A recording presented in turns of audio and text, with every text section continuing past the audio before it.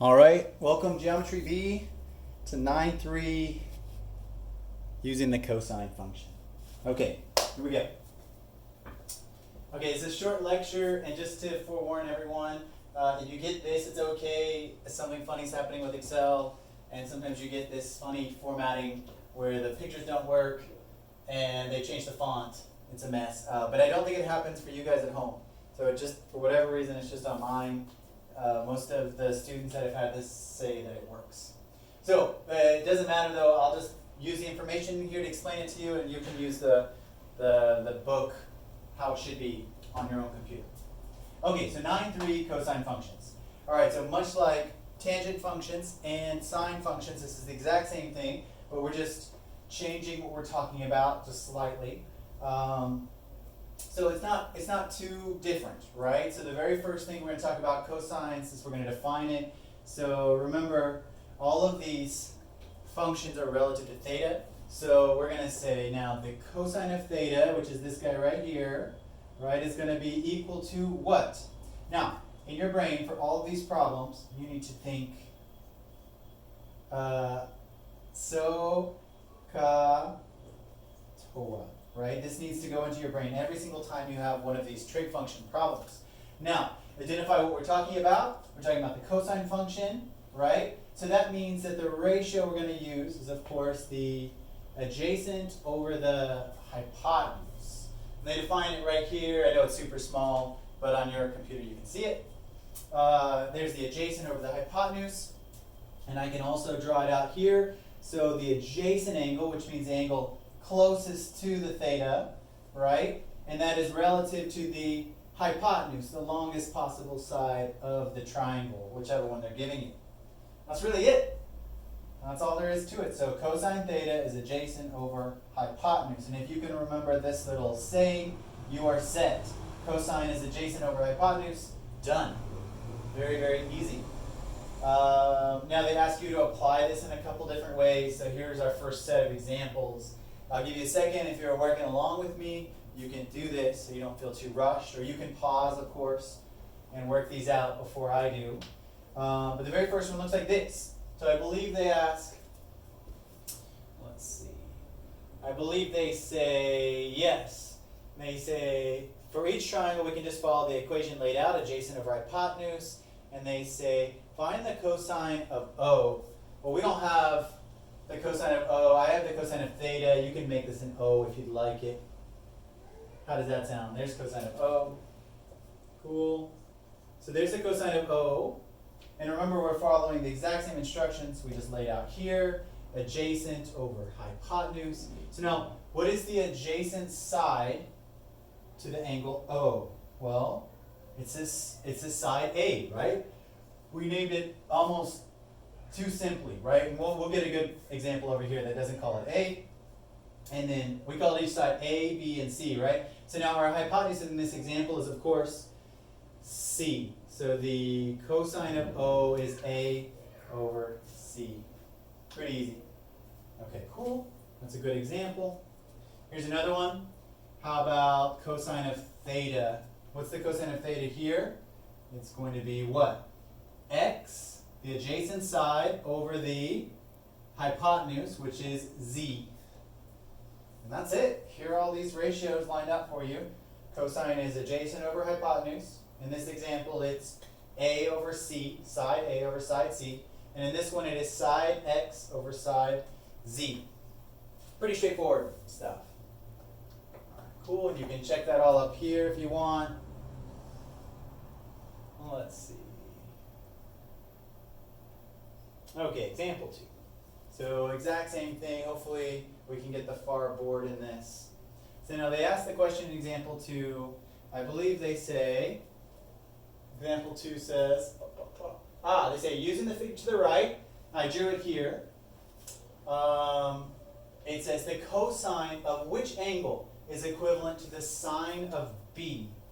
So this is kind of confusing, but in the next section, we can recall the following. Therefore, okay, so they define the sine of B for us really fast. So they say the sine of B is 12 over 13.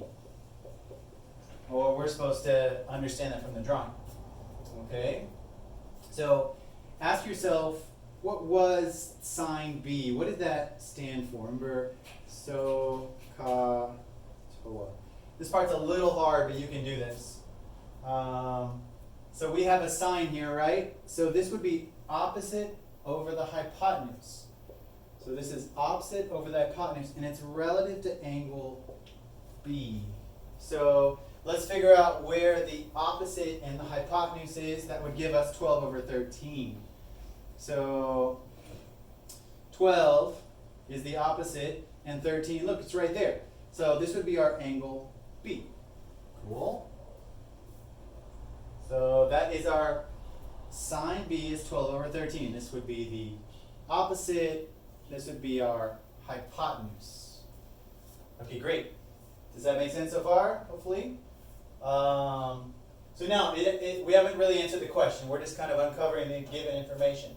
So it says, according to that, what would be the equivalent cosine of which angle that is the same as this? So this is a little bit confusing. We know this is the 90-degree angle, right?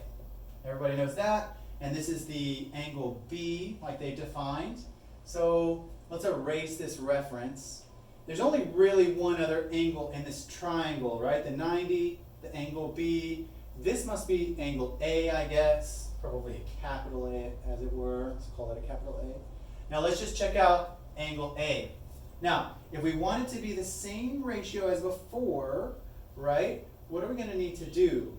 So notice from angle A, 12 over 13. See, look, we can create the same ratio. But what trig function will we be using for that? So one of these guys will give it to us. Now, let's look at it relative to angle A. This side right here closest to it is the what? The adjacent side. And this, of course, is our hypotenuse. Cool, relative to A. So then we could possibly say what? Adjacent over hypotenuse, which is the cosine. So you could say cosine of angle A would also be 12 over 13. Cool. And they're equivalent to each other. So did we figure this out? You can check your answer at home. You can figure out if you're right or not. But this is the answer. So here we go. The sine of B is 12 over 13. The cosine of A is 12 over 13. It's kind of an interesting thing about trig functions. You'll notice that it's possible to describe the exact same ratio by two different ones, the cosine or the sine. And this is the first time you've seen this. So make sure you practice and understand. Cool. Now, of course, just so it's not confusing, you could figure out the cosine of B and the tan of B.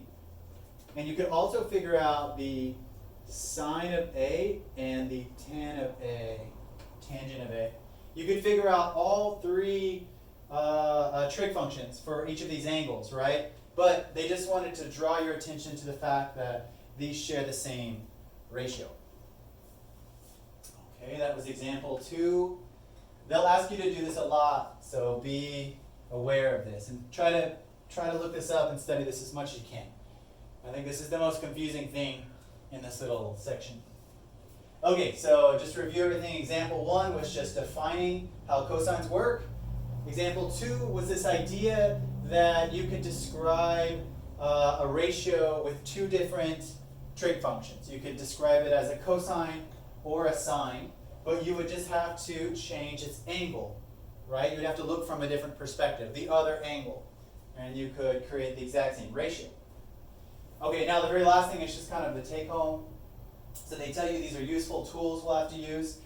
This one's super famous in pre-cal and algebra 2, and of course in your class as well. Cosine squared theta plus sine squared theta equals 1. Now you might be saying, that's really confusing.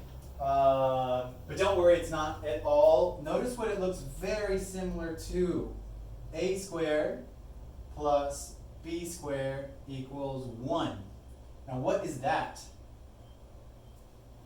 I'll give you a second to see if that makes sense to you. Good, okay. Did you get it? It's Pythag, right? This is Pythag. So we're just applying Pythag to all of these trig functions. Now let me show you kind of where this comes from, because this can be confusing, and it's not that bad at all. So let's quickly apply this really fast. So let's call this angle theta, cool, and this is the adjacent, and this is the opposite, and this is the hypotenuse, cool. Now, if we make everything relative to the hypotenuse, what do we get? So let's divide everything by the hypotenuse. We get this new triangle, right, that kind of looks like this. Let me draw it where you can see it. Cool. So of course the new hypotenuse is equal to 1. O over h, what is that? Well, O over h, that's going to be the sine of theta.